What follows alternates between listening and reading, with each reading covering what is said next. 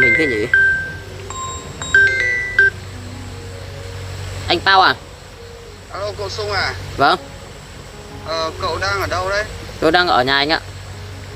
Cậu có thể lên cái ngôi nhà cũ tôi nhờ một chút được không? Được anh ạ. Tôi đợi cậu đấy nhá. Vâng.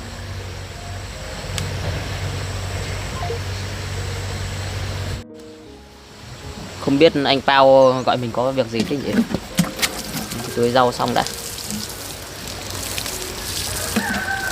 Tuyết ơi, em ra đây anh chờ em một chút. Có chuyện gì thế anh?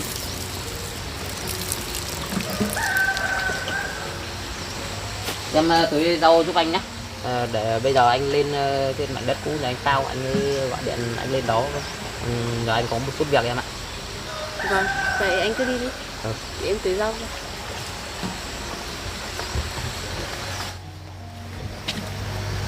Duyên này, bây giờ anh lên nhà anh Pao xem anh ấy hỏi anh có việc gì, rồi sau đó thì anh đi việc của anh luôn đấy. Vâng, anh bận công việc gì thì anh cứ đi đi. Em ở nhà tưới rau cũng được. Anh vào lấy xe máy đã. Vâng.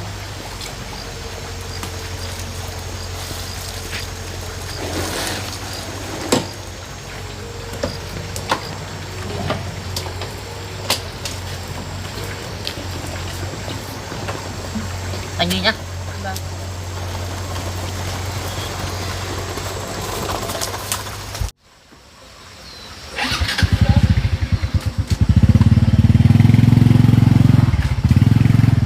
Mình tưới hết chỗ rau và hàng hoa này rồi mình cũng đi thu hoạch.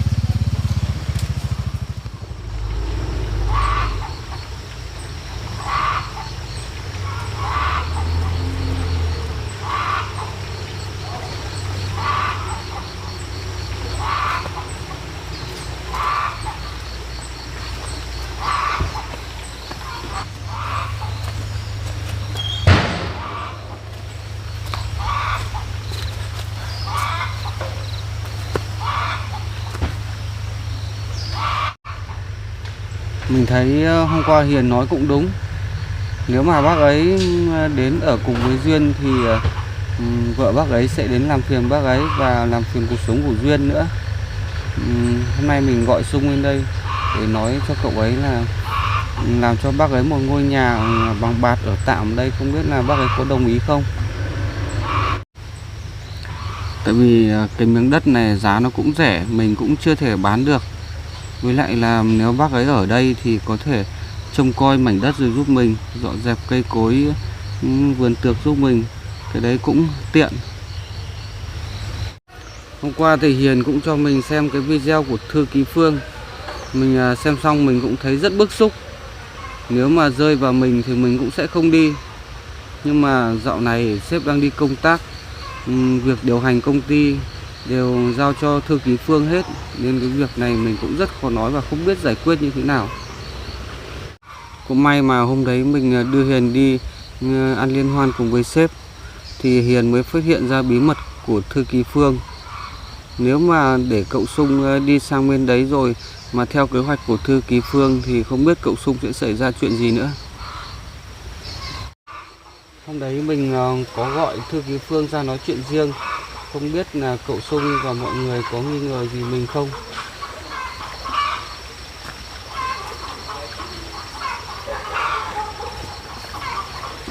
Anh Pao ơi, Cậu Sung à? anh gọi tôi ra đây có việc gì vậy? Cậu cứ ngồi xuống đây đi, tôi có chuyện muốn nói với cậu. Vâng. Anh có chuyện gì muốn nói với tôi vậy? Dạo này tôi thấy gia đình cậu có gặp rất nhiều rắc rối. Do tôi thấy bác gái hay đến làm phiền Duyên và tìm bác trai. Mà chuyện này cậu đã biết chưa? Chuyện này thì vợ tôi cũng nói cho tôi biết rồi anh Pao ạ. Nếu mà cậu biết rồi thì tốt. Vâng. Tại sao anh lại nói với tôi chuyện này? Tôi cũng thấy bác trai đang hay ở với Duyên, nhưng mà bác gái cũng hay đến tìm bác trai, với lại là cũng hay làm phiền gia đình nhà cậu ấy.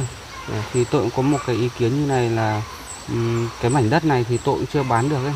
Tôi cũng muốn dựng một ngôi nhà bạt ở đây cho bác trai ở, tiện bác gái không tìm thấy, với lại là bác trai có thể trông coi giúp tôi mảnh đất này. Không biết là ý kiến cậu như nào? Tôi cũng rất cảm ơn anh về điều này. Nhưng mà hiện tại bố tôi cũng về quê của bà ấy, nên là tôi cũng không biết là bố tôi có chuyển tới đây ở hay không. Thế hôm nào mà bố của cậu lên thì cậu có thể hỏi ý kiến bác ấy xem nào, xem bác có đồng ý không nhé. Vâng. Nhưng bố tôi cũng đã về quê được 2 hôm nay rồi. Tôi cũng không biết rằng ông ấy ở đó luôn hay là vẫn quay trở lại về với gia đình tôi. Nếu ông ấy quay trở lại về đây thì vợ chồng tôi vẫn quyết tâm xây dựng cho bố tôi một căn nhà. Hôm trước thì tôi cũng đã giúp bác chuyển gỗ từ đây về bên nhà cậu để dựng nhà cho bác ấy. Nhưng mà bác sợ làm phiền gia đình cậu, với lại là sợ vợ bác đến tìm ấy, nên bác không dám ở đấy. Nhưng hôm nay tôi mới đưa ra cái quyết định này để hỏi ý kiến cậu. Vâng. Hôm qua cậu gọi điện cho tôi, cậu bảo cậu lên văn phòng gặp sếp. Nhưng mà sếp đang đi công tác 15 ngày, không có mặt ở văn phòng. Mà mọi chuyện của công ty đều do thư ký Phương điều hành hết. Vậy hả anh? Đúng rồi. Hôm qua thì tôi cũng gửi video đó cho anh thì chắc anh cũng xem rồi chứ. Tôi xem rồi. Hôm qua ấy, thì Hiền cũng nói với tôi chuyện này, nhưng mà không có video thì tôi cũng sẽ không tin. Đến lúc chiều thì cậu gửi cái video đấy cho tôi thì tôi mới cảm thấy rất là bất ngờ đấy. Không hiểu tại sao mà thư ký Phương lại nghĩ ra cái kế hoạch như vậy được. Vâng. Vậy video đó thì anh đã gửi lên cho sếp biết chưa ạ? Tôi cũng đã gửi cái video đấy cho sếp rồi, nhưng mà chưa thấy sếp phản hồi. Có thể sếp bận, sếp chưa xử lý được. Vậy ạ. Bây giờ tôi không đi học tập ở bên nước ngoài thì có sao không anh Pao? Chuyện này ấy, thì tôi đã gửi danh sách cố định cho sếp rồi và sếp cũng đã phê duyệt rồi. Nhưng mấy hôm nay thì sếp đang đi công tác, với lại là sự điều hành của công ty bây giờ sếp đã giao cho thư ký Phương, nên tôi cũng không biết là phải làm như thế nào để giải quyết nữa. Vậy thì khó quá anh nhỉ. Theo kế hoạch của công ty, ngày mai tôi phải đi học tập ở bên nước ngoài rồi anh Pao ạ. Nhưng mà lần này thì tôi đã quyết định là tôi sẽ không đi nữa. Nếu mà ngày mai mà cậu không đi sang nước ngoài ấy, thì tôi nghĩ là thư ký Phương sẽ không để yên cho cậu đâu. Và tôi nghĩ có thể thư ký Phương sẽ đuổi việc cậu đấy. Nếu mà cậu bị nghỉ việc thì chắc chắn tôi là người quản lý trực tiếp của cậu, thì tôi cũng sẽ bị liên lụy, có thể tôi cũng sẽ bị nghỉ việc theo cậu. Vâng, nhưng mà chuyện này là do thư ký Phương gây ra, nên là tôi cũng phải bảo toàn cho tính mạng của tôi chứ. Tôi cũng đồng ý với cái ý kiến của cậu. Nếu mà cậu mà nghỉ việc thì cũng sẽ ảnh hưởng đến tôi, nhưng mà không sao đâu. Nếu mà tôi nghỉ việc cũng được, nhưng mà tôi vẫn còn giữ cái video này. Khi nào sếp về tôi sẽ đưa cái video này cho sếp, và sếp sẽ nhìn thấy video và sếp sẽ xử lý thư ký Phương. Vâng, nếu anh nói như vậy thì tôi rất cảm ơn anh. Cái hôm đi liên hoan ấy thì tôi cũng đã gọi thư ký Phương ra ngoài và nói chuyện riêng. Tôi đã nhờ thư ký Phương là quan tâm chăm sóc để ý đến công việc của cậu khi cậu sang bên đấy ấy. Nhưng tôi cũng không ngờ là thư ký Phương lại có những hành động như thế. Cũng là rất may khi cô Hiền đi ra ngoài ấy, tìm tôi thì lại quay được cái video đấy của thư ký Phương. Vâng, thì tôi cũng rất cảm ơn cô Hiền đã quay được cái video này. Chứ để tôi đi sang bên nước ngoài học tập đi thì họ đưa tôi đi tách ra khỏi đoàn, nên là tôi cũng không biết phải làm thế nào. Tôi cũng cảm ơn anh vì bữa cơm hôm trước thì anh cũng đã mời vợ chồng tôi cũng tới đó tham dự. Nhưng mà tôi cũng cảm thấy rất may mắn rằng là chúng ta đã biết được bộ mặt đằng sau của thư ký Phương anh ạ. Cũng rất may là chúng ta đã biết được bí mật của thư ký Phương sớm hơn. Vâng. Thế hôm nay anh vẫn phải đi làm đêm chứ ạ? Tôi vẫn còn đang quản lý ca đêm cơ. Vâng. Hôm nay ấy, thì tôi gọi cậu ra đây để hỏi xem ý kiến cậu như thế nào. Và tôi cũng đã biết là cậu không đi học tập bên nước ngoài nữa. Một lát nữa tôi đến công ty thì tôi sẽ nói chuyện với thư ký Phương nói với Thư ký Phương là cậu không đi nữa để xem phản ứng của Thư ký Phương như thế nào. Vâng, tôi cảm ơn anh nhiều. Anh cũng mới đi làm đêm về, về đến đây lại lo công việc của tôi nữa, nên bây giờ anh lại phải quay trở lại công ty, nên là tôi cũng thấy anh cũng rất vất vả. Tôi cũng không biết nói gì hơn. Tôi cũng cảm ơn anh. Không sao đâu, đấy cũng là trách nhiệm của tôi thôi. Vâng, nhưng mà bây giờ tôi có công việc riêng của tôi rồi, có khi là tôi xin phép anh, tôi phải đi. Cậu có công việc riêng thì cậu cứ đi đi. Tôi ở lại đây tôi dọn dẹp khu vườn này một chút, sau tôi cũng về qua công ty. Vâng, vậy tôi đi nhé.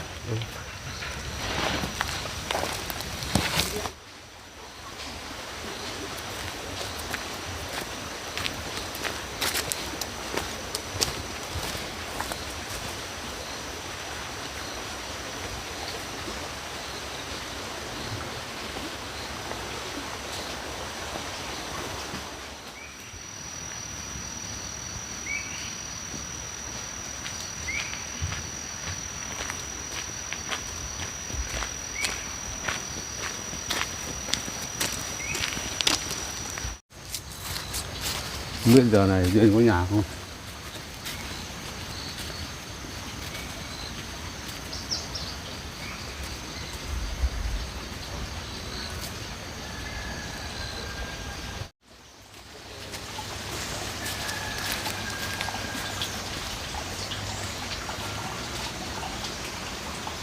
Thế à? Con làm gì đấy? Con đang tưới rau. Bố về đó 2 ngày rồi. Thế bố và mẹ cũng đã giải quyết được vấn đề chưa ạ? Bố về đó nhưng mà bố cũng đã nói chuyện với mẹ rồi. Nhưng mà mẹ con vẫn bảo thủ lắm. Cũng không nghe lời bố nói đâu. Vậy hả bố? Ừ. Vậy thôi, bố cứ ra ghế ngồi đi để con cất cái thùng và con vào trong nhà lấy nước ạ. Ừ.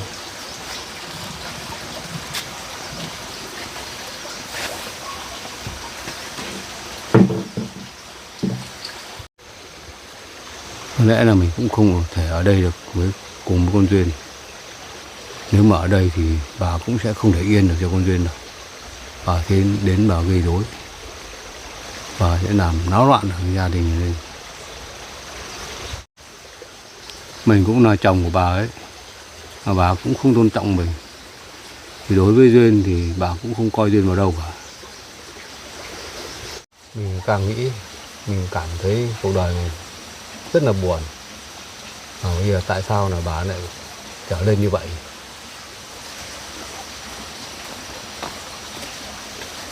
Bố đang nghĩ gì vậy ạ? Ừ. Bố cũng đi đường xa rồi. Bố uống chén nước đi ạ. Ừ. Con uống đi.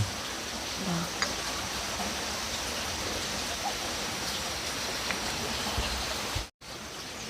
Từ hôm mà bố về quê tới giờ thì Dung có về đây không con? Từ hôm bố về, anh Sung cũng có về nhiều lần bố ạ. Vậy à?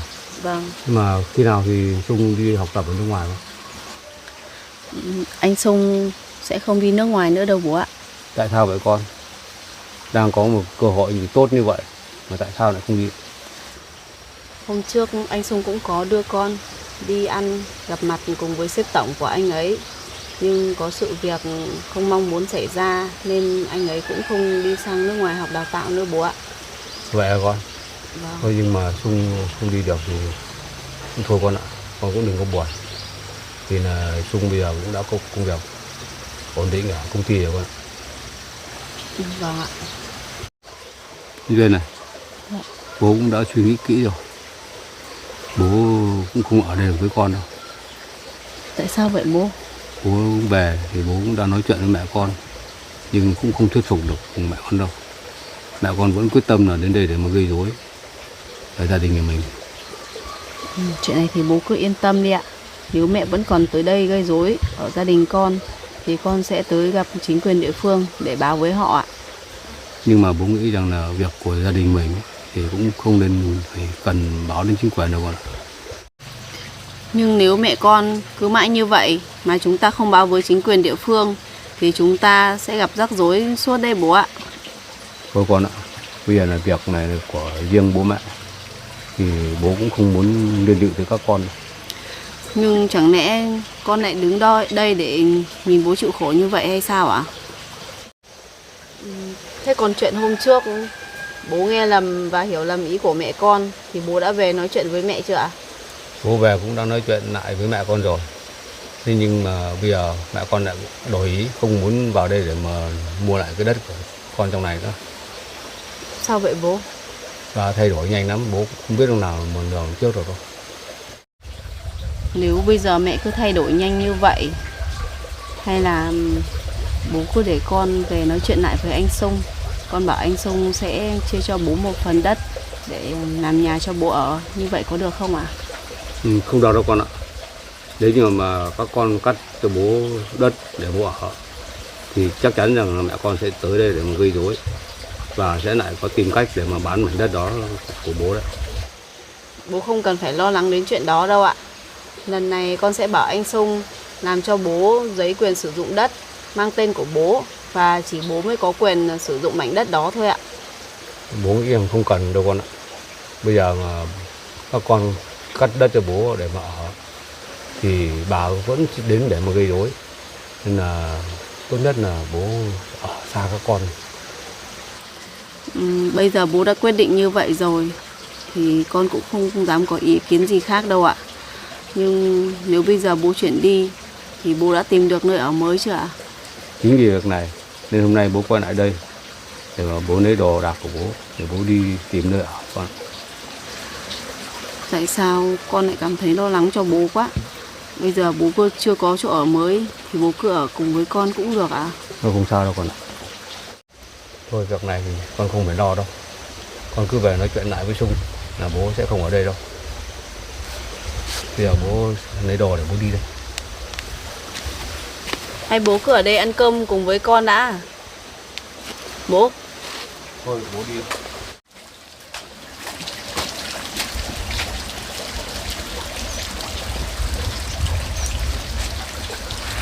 Tại sao bây giờ bố lại gặp hoàn cảnh như vậy nhỉ?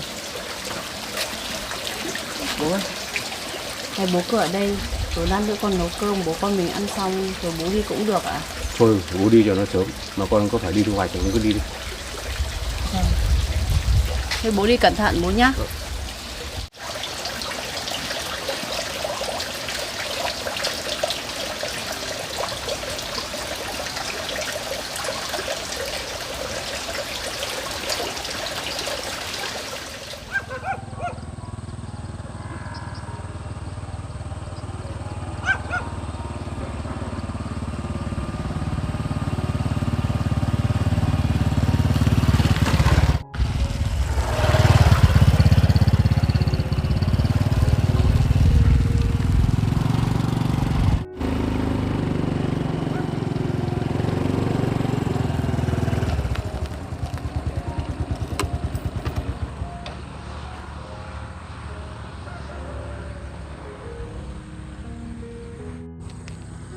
Mình thấy các ô đất ở đây cũng rất là đẹp. Mình cũng nên mua lấy một mảnh đất ở đây để mà mình lập nhà, rồi sau đó đón vợ mình ra đây để sinh sống. Chúng mình thấy cô ấy đi lại thu hoạch cũng rất vất vả, mà ở trong rừng núi nữa, điều kiện cũng rất là thiếu thốn. Nếu mình chuyển về khu thị trấn này ở thì dân cư sẽ đông đúc hơn và sẽ ồn ào hơn. Nhưng ngược lại thì rất thuận lợi cho việc Duyên đi thu hoạch. Ở ngoài cánh đồng thị trấn này họ cũng trồng rất là nhiều nông sản để cho cô ấy làm. Mình thấy cũng rất hợp lý.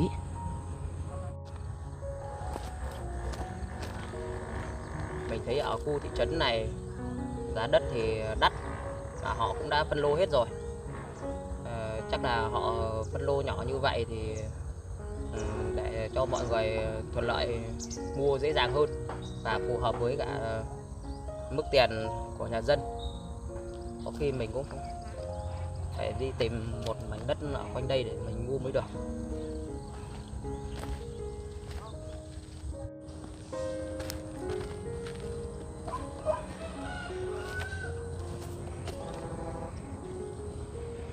Đất bên này rộng quá.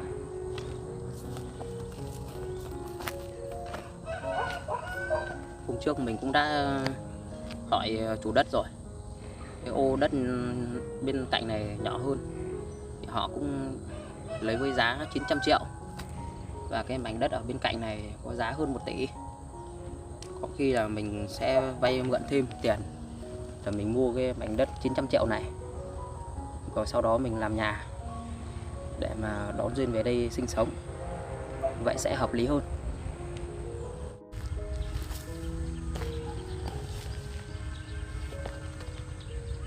Việc mình vay mượn tiền để mua lấy một mảnh đất này, rồi sau đó làm nhà đón Duyên về đây để sinh sống. Nhưng việc này mình chưa thể nói cho cô ấy biết được. Nếu mà mình nói cho cô ấy biết thì chắc chắn cô ấy sẽ rất lo lắng. Thôi, mình cố gắng làm nhà xong rồi mình sẽ đưa cô ấy tới đây ở để sinh sống cùng với cả mình và các con nữa. Mình thấy Duyên cũng đã vất vả nhiều rồi. Mình cố gắng xây dựng xong căn nhà, rồi sau đó mình sẽ đón cô ấy tới đây để sinh sống. Chắc chắn là cô ấy sẽ rất bất ngờ, và cả các con nữa. Nhưng việc khó khăn nhất của mình bây giờ là mình phải đi vay tiền ở chỗ bạn bè của mình nữa. Rồi sau đó mình sẽ mua lấy một mảnh đất này. Còn ngôi nhà ở ngoài thị trấn của mình cứ để đó để cho mọi người thuê, để mình còn lấy thêm tiền để còn trang trải cuộc sống hàng ngày nữa. Như vậy mình cũng cảm thấy rất hợp lý. Nhà bên cạnh kia họ cũng mua đất và xây nhà rồi. Như vậy là mình cũng có thêm một hàng xóm ở bên cạnh mình. Như vậy mình cũng cảm thấy rất là vui.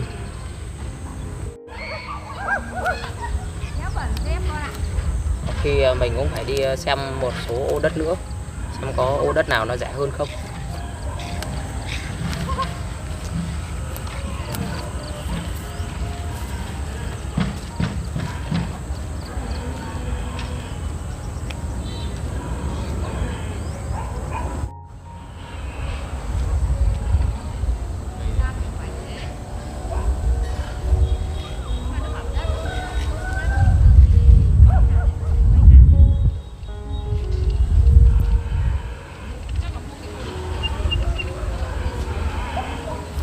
Ô đất ở bên này rộng quá, chắc mình cũng không đủ tiền để mua đâu. Mình sẽ đi tìm những ô đất nó nhỏ hơn, xem giá tiền như thế nào.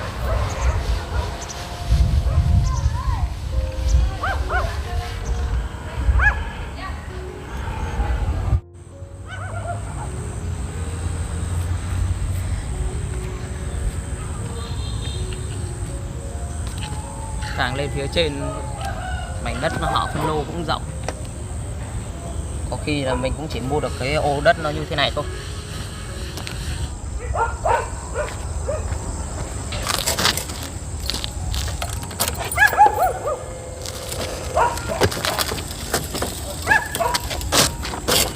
Bây giờ mình đi lo một số công việc nữa của mình.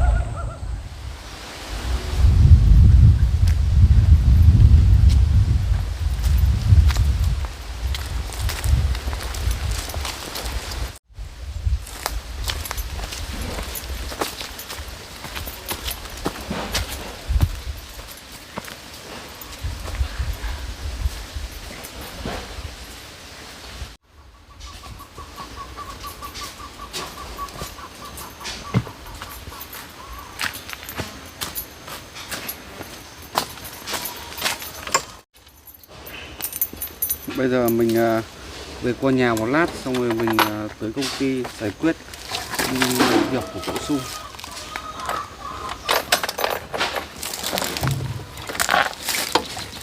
Cô Bao à? Ô, bác ạ, bác đi đâu qua đây vậy? Tôi cũng đang đi tìm chỗ ở cậu. Cháu tưởng bác đang ở nhà Sung không mà. Tại sao bác không ở đó nữa à? Tôi không ở đó nữa. tôi cũng đi tìm nơi ở mới. Bởi vì là tôi nếu ở đó thì vợ tôi sẽ đến và gây rối và sẽ làm phiền tới vợ chồng nhà Sung, nên tôi phải đi tìm nơi ở mới cậu ạ. Vậy à bác? Vâng. Sáng nay thì cháu cũng nói chuyện này với Sung rồi. Nếu mà bác không ngại thì bác có thể vào trong này ở ngôi nhà cháu trong này cũng được. Tôi tưởng là cậu đã bán cái mảnh đất này rồi. Dạ, đất ở trong này bây giờ nó rẻ quá nên là cháu chưa thể bán được bác. Vậy à cậu? Vâng. Vậy thì may quá. Cậu cho tôi ở một thời gian. Khi nào mà cậu cần lấy thì cậu sẽ bảo tôi. Vâng, thế thì bác đi theo cháu vào trong này. Vâng. Ta vào trong này luôn.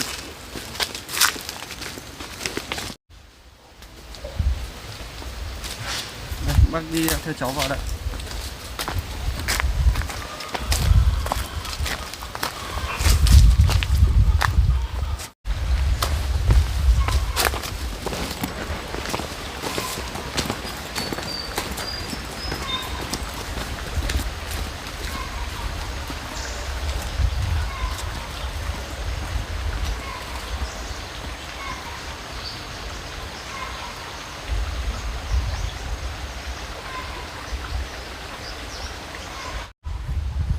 Bác cứ đặt ba lô xuống đây đi.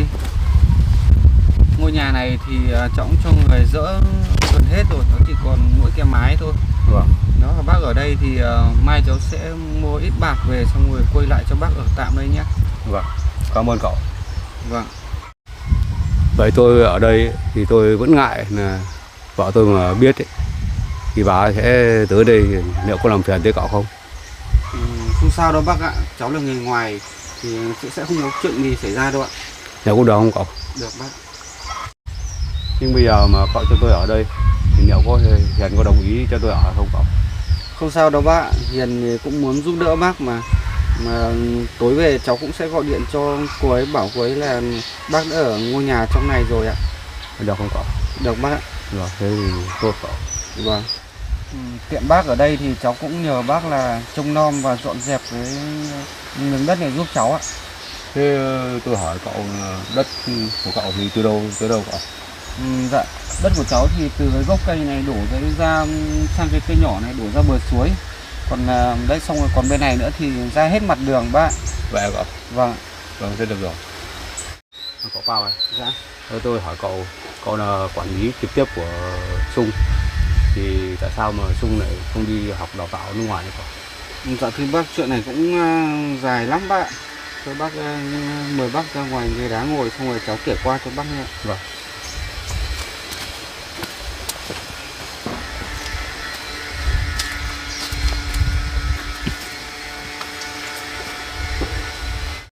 Thật ra ấy, thì hôm trước cháu có làm một mâm cơm mời sếp tổng đến để mừng cho cậu Sung đi nước ngoài ấy.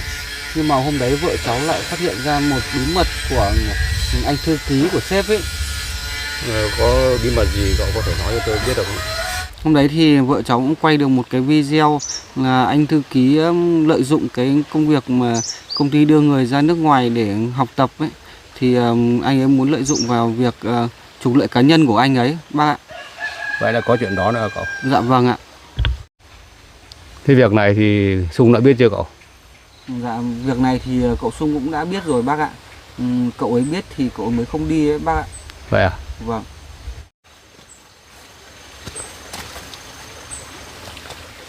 Chuyện này thì cháu cũng đã nói cho sếp tổng biết rồi và gửi cái đoạn video sang cho sếp, nhưng mà chưa thấy sếp phản hồi gì bác ạ. Vậy à cậu? Vâng. Cậu nói như vậy thì tôi cũng đã hiểu rõ. Sung không đi học và đào tạo ở nước ngoài nữa thì cũng là đúng rồi cậu ạ. Tôi nghĩ rằng là một công ty lớn thì không có chuyện đó là đúng hơn cậu ạ. Cái chuyện đấy thì cháu cũng không nắm rõ lắm đâu bác ạ. Cái việc mà anh ta làm sai ấy thì cháu cũng sẽ báo lên công ty để công ty không bị ảnh hưởng gì đâu bác ạ. Vâng, cậu làm như vậy là đúng đấy cậu ạ. Mà tối nay bác ngủ ở đây đã có chăn chưa ạ? Tôi cũng vẫn chưa có chăn gì đâu cậu ạ. Vậy à bác? Vâng. Thế bây giờ cậu có bận việc gì không? Dạ cháu cũng bận một chút việc, nhưng mà bác có việc gì nhờ cháu ạ?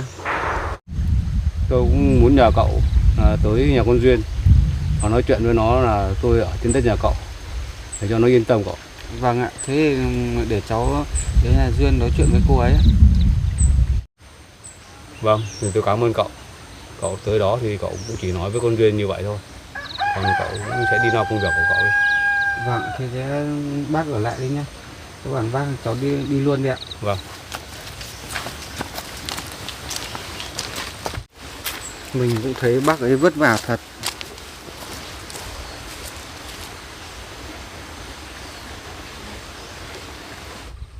Mình thấy cậu Pao cũng tốt với mình thật.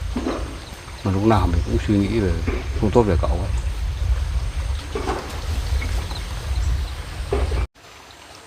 Pao mà đến nhà Duyên mà gặp Duyên ở nhà nói chuyện với Duyên về chuyện này thì chắc là Duyên nó cũng yên tâm. Mình cũng chắc chắn rằng là vợ mình bây giờ mà có tới nhà Duyên thì cũng không có mình ở đó thì cũng không có thể làm phiền tới vợ chồng nhà Duyên được nữa. Mà mình ở đây, bà ấy có biết thì bà cũng không dám tới đây để mà gây rối được. Nếu bà tới đây mà gây rối thì vợ chồng nhà Pao cũng không để yên cho bà ấy đâu. Bây giờ mình ở đây rồi thì ngày mai mình cũng phải mua nguyên vật liệu về đây để mà làm vách ngăn, mà chắn gió, không thì cũng gió rét mất.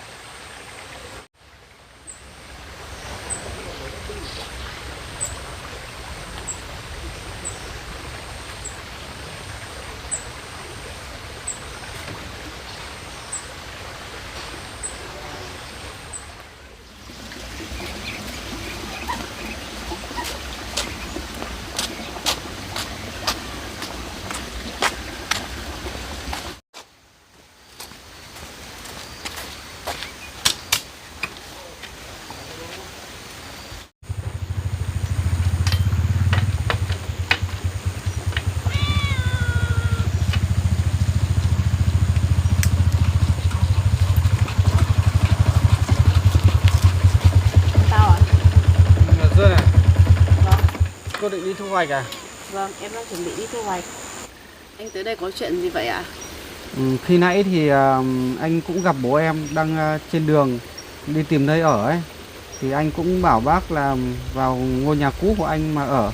Thì bác cũng đã đồng ý và bác nhờ anh là đi đến đây nói với em là bác đang ở đấy. Vậy à anh? Ừ. Khi nãy thì anh cũng hỏi bác là bác đã có chăn màn gì chưa. Thì bác cũng bảo là chưa có. Nên tiện đây thì anh cũng hỏi em là xem nhà có thừa chăn màn không thì đưa cho bác dùng tạm. Vâng, vậy em mời anh vào trong nhà. Đợi em một lát để em lấy đồ anh gửi cho bố em giúp em với. Ừ. Em cũng cảm ơn anh đã cho bố em ở ngôi nhà đó của anh ạ. Ừ. Sáng nay em cũng nói với bố em rằng ở đây với em, nhưng bố em lại không đồng ý.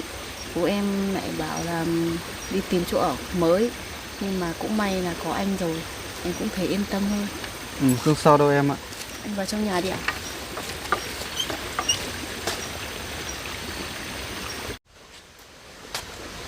Anh ngồi đây đợi em một lát để em vào chuẩn bị đồ cho bố em anh nhé. Ừ.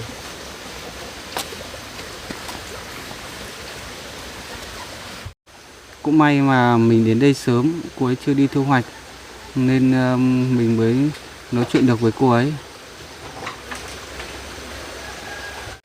Mình cũng mong là bác ấy ở ngôi nhà đấy của mình sẽ không ai đến làm phiền bác ấy, để cho Duyên và Dung cũng yên tâm để làm việc.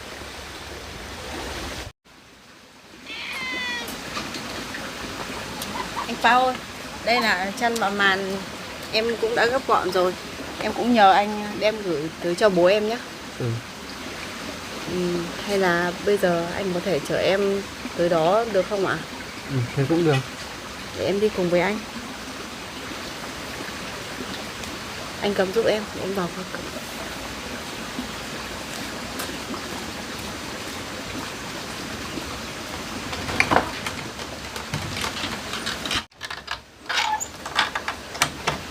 Mình thấy bố tới nhà anh Pao ở cũng tốt. Như vậy thì mẹ cũng không có cái cớ nào để tìm bố gây chuyện nữa.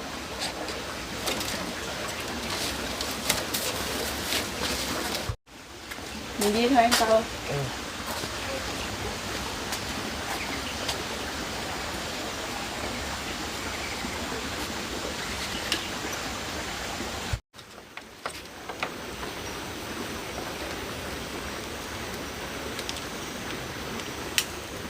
Anh đưa chăn em cầm.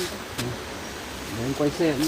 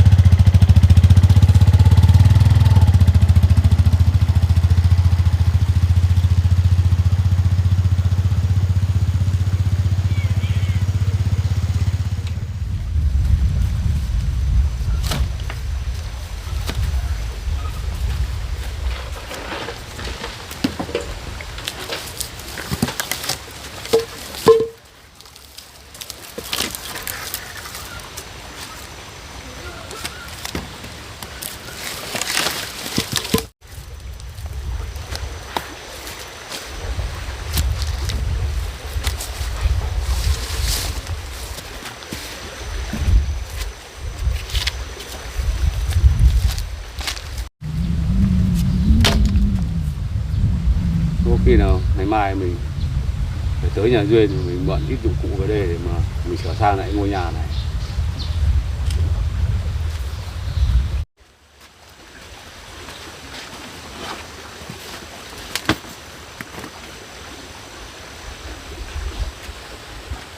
Ô, sao Duyên lại tới đây nhỉ? Nên là tao nói chuyện với Duyên thì Duyên cũng lo lắng cho mình. Duyên tới đây. Bác ạ, Vào. bác đang dọn dẹp kìa. Vâng. Bố ơi, Đây là bác. con mang chăn màn đến đây cho bố ạ. Ừ. Bố không ở nhà con, nhưng bố cũng quyết định tới đây ở nhà của anh Pao như vậy. Con cảm thấy cũng rất vui và yên tâm rồi. Thôi, ngôi nhà này anh Pao cũng đang dỡ dở rồi. Thì để ngày mai con sẽ mua vật liệu tới đây để sửa sang lại nhà cho bố ạ. Ừ. Con vào nhà cất chăn và màn đấy nhé. Ừ.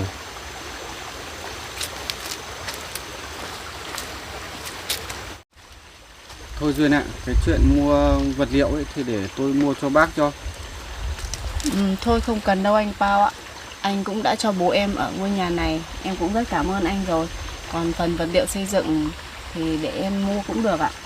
Không sao đâu, ngôi nhà này có thể sau này tôi cũng có thể tái sử dụng luôn mà. Anh nói vậy em cũng không biết phải nói với anh như thế nào nữa ạ. Vậy thôi bác ạ, Duyên cũng đã biết chỗ ở của bác rồi thì Duyên yên tâm một phần nào đó. Còn bây giờ thì cháu bận công việc, cháu phải lên công ty giải quyết một số việc nữa, cháu xin phép ạ. Vâng, tôi cảm ơn cậu. Cậu cũng đã quan tâm tới tôi. Vâng, em ở lại với bác nhé. Vâng, em cảm ơn anh ạ. Cô đi nhé. Vâng. Thế con đang chuẩn bị đi thu hoạch rồi con. Vâng ạ, con cũng đang chuẩn bị đi thì anh Pao tới bảo với con rằng bố tới đây ở rồi. Con cũng cảm thấy rất vui. Anh ấy nói rằng bố ở đây thiếu chăn màn thì con cũng đã chuẩn bị cho bố rồi ạ. Bố cũng rất cảm ơn cậu Pao đã cho bố ở đây. Vâng. Bố cứ ở tạm đây đi. Con thấy tuy cũng thiếu thốn nhiều thứ nhưng mà bố có chỗ ở thì cũng tốt rồi. Mẹ con cũng sẽ không tới để gây chuyện với bố nữa. Thế nhưng mà bố ở đây thì bố cũng sợ là mẹ con mà biết ấy, thì lại đến làm phiền với vợ chồng nhà Pao. Chuyện đó thì bố cứ yên tâm đi ạ. Không sao đâu. Thôi, quan trọng nhất bây giờ là bố có chỗ ở. Và ngày mai thì con cũng sẽ chuẩn bị vật liệu để con sửa lại nhà cho bố ạ. Bây giờ thì con cũng đã biết chỗ ở của bố rồi. Bây giờ con phải đi thu hoạch thì cứ đi đi. Còn bố ở đây thì bố cũng dọn dẹp để bố ở. Vâng, vậy bây giờ con đi thu hoạch bố nhé. Ngày mai con sẽ qua đây rồi mua đồ tới để sửa nhà cho bố ạ. Con đi đi. Vâng, con chào bố ạ. Cẩn thận con nhé. Vâng.